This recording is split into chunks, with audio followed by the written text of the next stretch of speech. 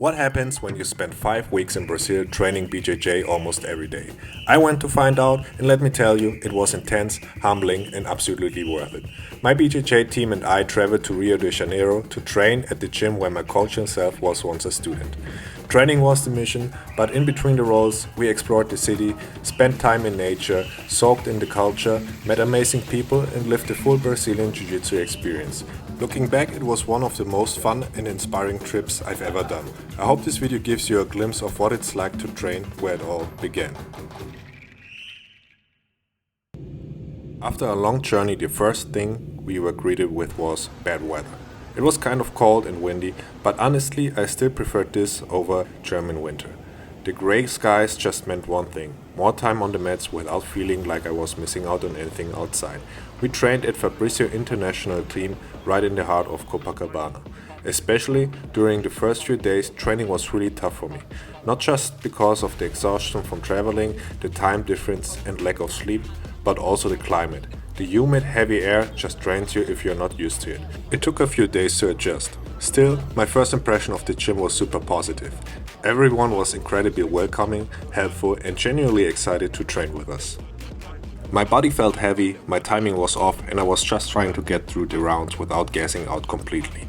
Rolling in that humid heat was a whole different kind of challenge. Every movement cost more energy than usual, and I could feel my grip fading faster than back home. But at the same time, it felt good to be pushed like that. Everyone on the mat was technical, tough, and super respectful. What stood out to me right away was how much time people took after class to help. Whether it was drilling, troubleshooting position, or just answering questions, people genuinely wanted us to grow. I came to Brazil with one clear goal: to improve my open guard. I want a guard no one can pass, and from day one, the upper belts made an effort to help me build it. They shared details, gave feedback, and pushed me to try things live. It was exactly what I came for. That kind of support right from the start set the tone for everything that followed. It reminded me why I love Jiu-Jitsu, this constant exchange of knowledge, respect, and challenge.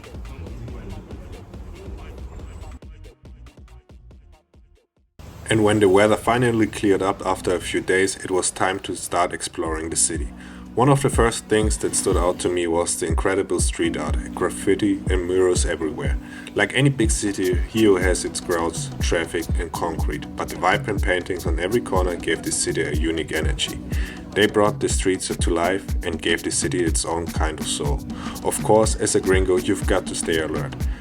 Rio can be a bit chaotic, and you might stand out as an easy target.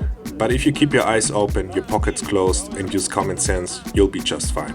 Just avoid walking alone at night with your wallet and phone out, and keep an eye on your surroundings. As long as you're street smart, you'll have an amazing time there.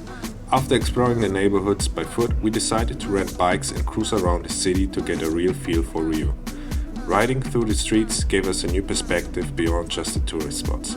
We saw how people live, how the city moves, and what makes Rio so unique. After getting a better feel for the city, it was time to get back on the mats. The head coach and founder of the gym is Fabrizio Martins. He opened the school in 1986 and has been building his team ever since. Honestly, it's kinda crazy to train with people who have been doing jiu-jitsu longer than I have been even alive. Some of the guys had 30 years or more of training experience, and you could feel it in every roll. The level of detail, control and timing they had, it was on a whole different level. But what really stood out to me was how open they were. Super helpful and super down to earth. There was no training session that I wouldn't get crushed. I tried to play open guard, and slowly but surely the pressure got to me. All the guys there had different styles, but since I mostly fought the bigger and heavier training partners, I usually got pressure passed. Every time I thought I had space, it was gone. Every time I thought I had a good position, I lost it. Everybody who trains BJJ knows how frustrating this can be, but at the same time, somehow it is still a lot of fun. And this is what most of my training sessions looked like: me on the bottom, trying to survive and trying to get into a better position. And just when I think I finally made it, I still somehow get past and eventually tap.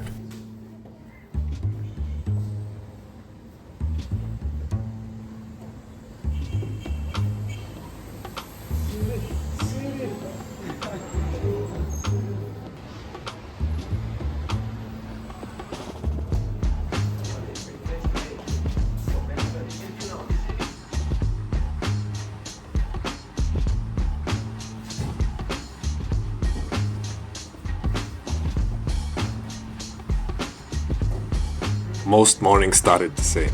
Tired eyes, sore body, and another training session I had. And after the morning class, always the same reward. An acai bowl. Thick, cold, and not too sweet. Topped with banana, granola, and cashews. Simple, but man, after training, it hits different. The ultimate Brazil lifestyle. After breakfast, I'd usually head straight to the beach. I love being by the water. It's a perfect way to clear my head. The sound of the waves, the breeze, and the warmth of the sun. It's the best way to start the day. But before fully relaxing, I'd stop by at the free outdoor gym at Ecuador Beach. The vibe there was incredible. The ocean right in front of you, the sun shining down, and the whole space surrounded by palm trees and open air. Obviously, people were there to work out, but also just to enjoy the place. Most importantly, they showed respect for the space and the equipment. It was all about getting a good workout in while being mindful of the surroundings. Just remember, don't drop the weights and always respect the equipment. If you don't do this, somebody will let you know that you messed up really quick. And make sure to bring enough water, sunscreen, and a hat. You don't want to get a heat stroke either. The only thing that was left to do after training was get a fresh coconut and relax on the beach. And in the evening, we went back to the gym. Honestly, the dopest thing about training there wasn't just the rows or the techniques, it was the community. For most of the people there, the gym was like a second home. Everyone, no matter their level, was always willing to help out, share knowledge, and push each other to get better.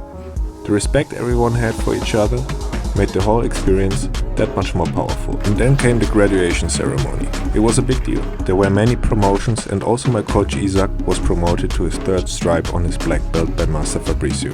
It was such a powerful moment watching Isaac get the recognition he truly deserved for all the dedication and hard work he put in. The whole gym celebrated. It wasn't just a personal achievement for everybody, it was a reflection of the whole team's commitment to the art and to each other. One of the things I really enjoy about doing these trips is the simplicity. It's funny.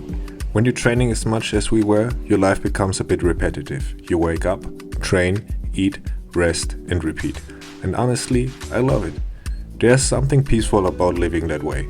Focusing on the things that matter most to you and cutting out the rest.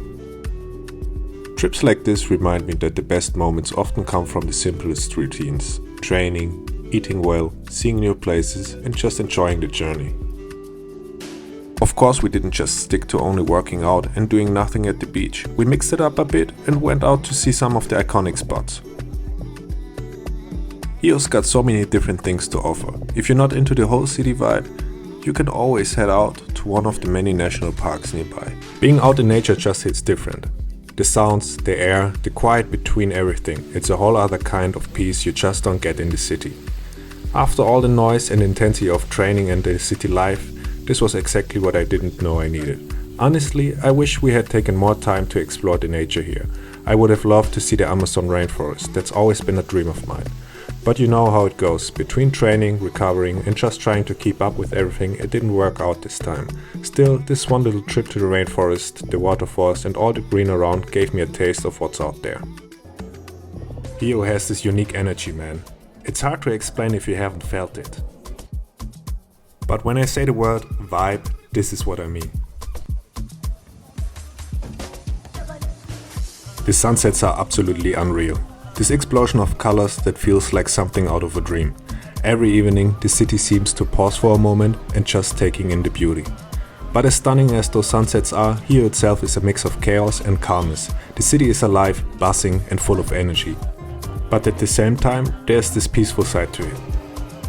Both the city and the Mets have this energy, and it's in those quiet moments that I feel grounded, no matter how wild everything else is. But let me be clear, I'm not trying to romanticize life here. For most people, life here is probably not easy. The daily grind is tough and you can see the struggle. Yet somehow, people manage to find joy in the simple things. Despite the challenges, there's this resilience in how people live, making the most of what they have.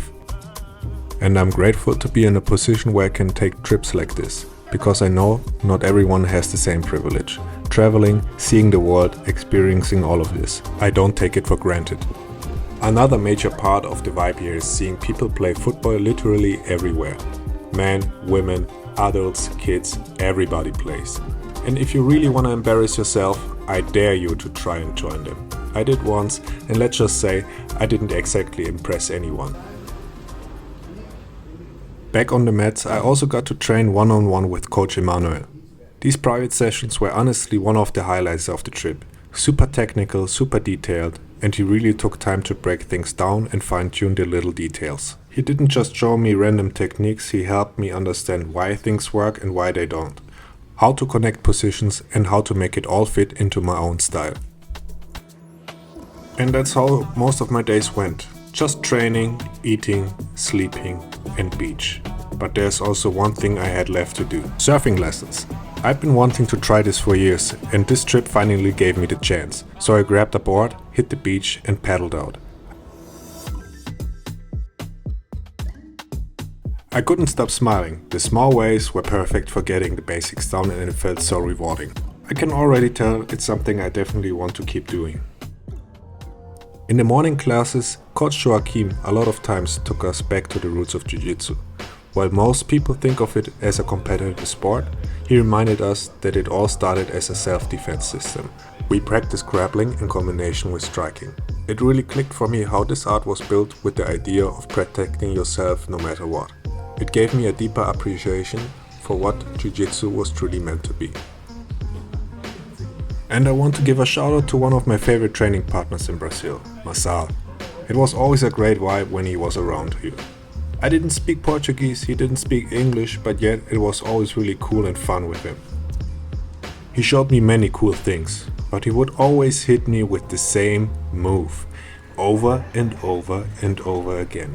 Everyone who trains knows this. You know exactly what your training partner is going for and you try everything in your power to not let it happen again. And yet, he still manages to hit this one move on you. In Marçal's case, it was the far side armbar from half guard. He slowly smashes you, grabs your arm, steps over your head and hits the armbar. Nothing you can do.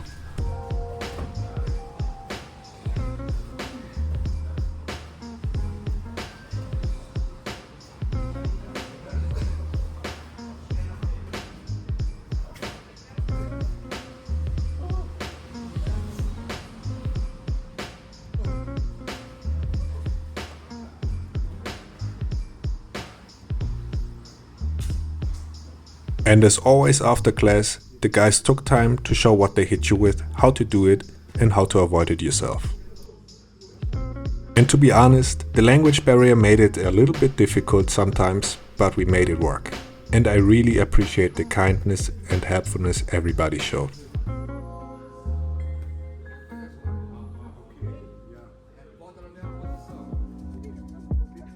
Looking back, this trip really gave me everything I could have asked for. Tough training and new perspective, unforgettable moments and a deeper connection to Jiu-Jitsu. What stuck with me the most wasn't just the rounds or the places, it was the simplicity of it all. Wake up, train, eat, hang out with good people, explore a bit and repeat. No rush, no pressure, just being present and doing the things I love.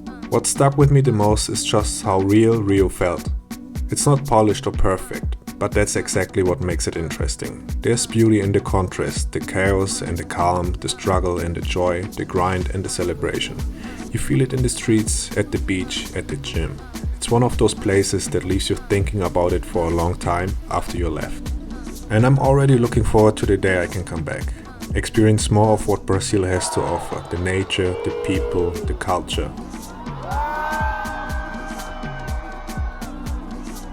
I don't know when this day is going to be, but I know it's going to happen.